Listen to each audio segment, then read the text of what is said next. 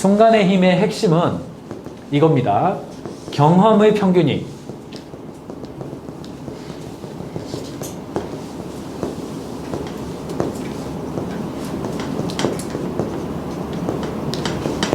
이게 핵심이에요. 인간은 자신의 경험의 평균값으로 만족을 결정하지 않는다. 나의 만족은 경험치의 평균값이 아니다. 뒤집어 보면 상품과 서비스를 설계할 때 경험의 평균값을 설계하지 말고 순간의 힘을 설계해라. 결정적 순간의 힘이라는 것이 있다. 예를 들어서 뭐 과거에 헤어진 남친 여친이 있다고 칩시다. 그 남친 여친을 내가 1년 사귀었어요. 그러면 뭘 기억하냐면 어떤 그 결정적 순간이 내 머릿속에 있는가, 그걸로 기억한다는 겁니다. 결정적 순간이 있는가 없는가. 자, 인터넷 쇼핑몰 들어가가지고 그것을 전부 다 좋게 하려고 하지 말고 그 사이에 결정적 순간이 있다. 그 포인트를 발견해서 의외성과 고양과 교감과 긍지를 느끼게 해줘라. 고양, 통찰, 긍지, 교감. 이 네 가지죠. 이 책에서 이야기하는 이 네 가지. 핵심은 의외성이라는 단어가 고양의 순간에 나오긴 합니다만 의외성이 전체에 흐르는 굉장히 중요한 테마예요. 이 정도 오프닝 이야기를 하고 제가 나누고 싶은 핵심은 오늘 후반부에 가면 CAC 이야기도 좀 하겠습니다. CAC가 이 책을 기반으로 해서 만든 겁니다. 경험의 평균이 만족을 결정하지 않는다.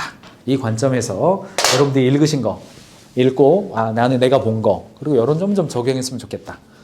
교감은 우리는 서로 연결되어 있고 우리는 서로 연결되어 있으며 각 개인에게 일어나는 작은 사건은 모두의 호흡으로 내지는 지속성에 연결되어 있다.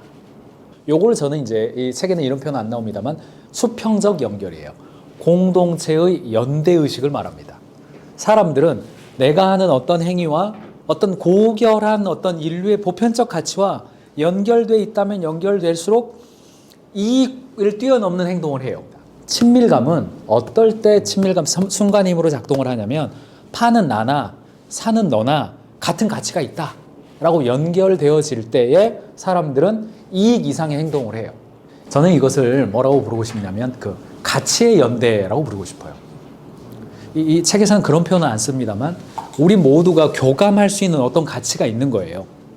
그런 보편적 가치와 연결되어 있어서 판매하는 사람의 이익과 구매하는 사람의 이익이 따로 존재하는 게 아니라 우리는 실제로는 같은 거야. 이런 거를 만들 수 있다면 그게 이제 교감이라는 겁니다. 제가 넓게 이야기했지만 좁히면 우리 팀, 우리 회사 이런 가치가 있을 때 나타나는 게 친밀감입니다. 친밀감에 대한 해석을 우리나라 사람들은 약간 좀 오해합니다. 연결되어 있다는 느낌이에요. 뭐에 의해서? 공통의 공유하는 가치에 의해서 연결되어 있다. 이런 것을 의미하는 겁니다. 그래서 이 책에서는 네 가지잖아요. 그게 고향의 순간, 여기가 통찰의 순간, 그리고 긍지, 그리고 교감이었죠. 이 친밀감 이야기가 여기서 나와요. 교감 이야기할 때 좀 이따가 아마 나올 것 같습니다만 제가 지금 횡적 교감만 이야기했어요. 종적인 교감. 그러니까 우리 후손들, 우리 선조들 이런 거죠. 이런 거. 종적인 내 죽음 이후에도 나를 어떻게 기억해 줄 것이냐 이런 것과 연관되어 있어요. 교감이라고 하는 것은. 네. 고객의 만족은 경험의 시간의 총합이 아니라 기억의 총합이다. 이제 의외성이라고 하는 게 이 중심에 굉장히 중요하게 작동을 하고 있다는 거 알 겁니다. 중요하게 작동해요. 의외성이라고 하는 것은 자 보세요. 내가 생각하는 이거 안 해주면 불만이 발생하는 미니멈의 구간과 이거 해주면 만족이 발생하는 맥시멈의 구간을 허용 서비스 구간, 때로는 고객과 합의한 구간이다라는 의미에서 표준 서비스 구간 또는 스탠다드 서비스 구간이라는 표현을 씁니다. 서비스 품질 경영에서는 이미 정립된 이야기예요. 고객 만족도 점수를 측정을 할 때, 평균값 내지 않죠? 요즘은 1, 2, 3, 4, 5로 안 하고 6, 7까지 하죠. 그러면 몇 점까지로 보겠어요? 몇 점까지가 unexpected예요? 7까지예요? 6까지 포함할까요? 요거는 여전히 왔다 갔다 해요. 우리나라에서도. 7만 보는 데도 있고요. 이렇게 합쳐서 두 개를 NPS 점수로 넣어주는 데도 있고 그렇습니다. 여러분들은 개인적으로 어떨 때 고향을 경험했습니까? 여러분과 함께 일하고 있는 직원들은 그 고향의 순간을 어떻게 설계해 줄 수 있습니까? 조금 더 진도 나가면 우리의 고객이 고향의 순간을 맛보게 하려면 우리는 어떤 설계를 해야 합니까? 이게 이제 인사이트입니다. 이제 실란트로 회사 전체로는 직원들을 위한 긍지 시스템이 있죠. 어떤 그 발표식도 있고, PT도 있고, 승진도 있고, 직책 발령도 있고, OKR 파티도 있고, 뭐 이런 긍지 시스템들이 있어요. 큰 차원이 거죠. 근데 팀 안으로 들어가 보면 작은 차원에서 뭔가 긍지를 느낄 수 있는 여러 요소들이 있어요. 이게 순간의 힘이에요. 그거를 기억한다는 거예요. 그런 측면들을 좀 보시기 바랍니다. 여러분 고객 차원에서요. 자, 제가 여러분들에게 제안하는 적용점이 좀 있는데, 우리가 서비스를 하는 어떤 행동을 하나의 시스템이라고 봅시다. 무형의 시스템이죠. 공장으로 물건이 들어와요. 그래서 이 공장 안에서 가공 과정을 거쳐서 최종적으로 아웃풋이 나가죠. 스타트가 뭔지, 어떤 행위가 스타트가 되는 건지, 여러분들이 하고 있는 어떤 일에서 고객이 문을 열고 입장하는 그 행위에 해당하는 무엇이 뭐냐예요. 요거를 구별하는 게 사실은 쉽지 않습니다.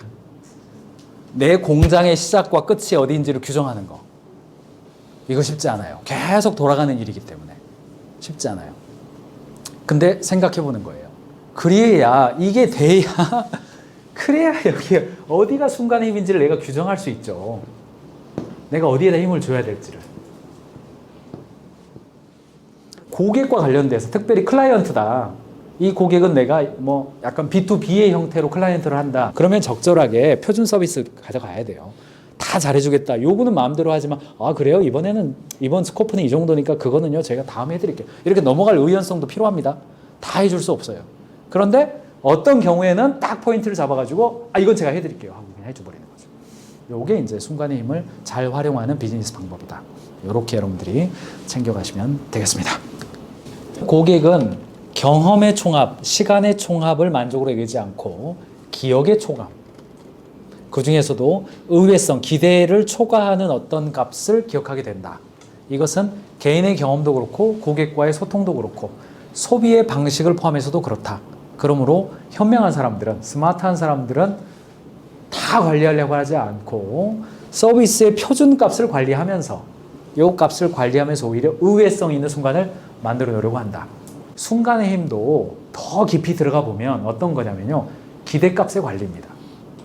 상대로 하여금 기대값을 설정하게 하고 그 기대값 이상을 해주는 방식, 이게 순간의 힘을 관리하는 방식이고요. 이게 엑스트라 마일의 방식이에요. 그 기대값을 어떻게 만들어주느냐, 이거 잘 봐야 됩니다.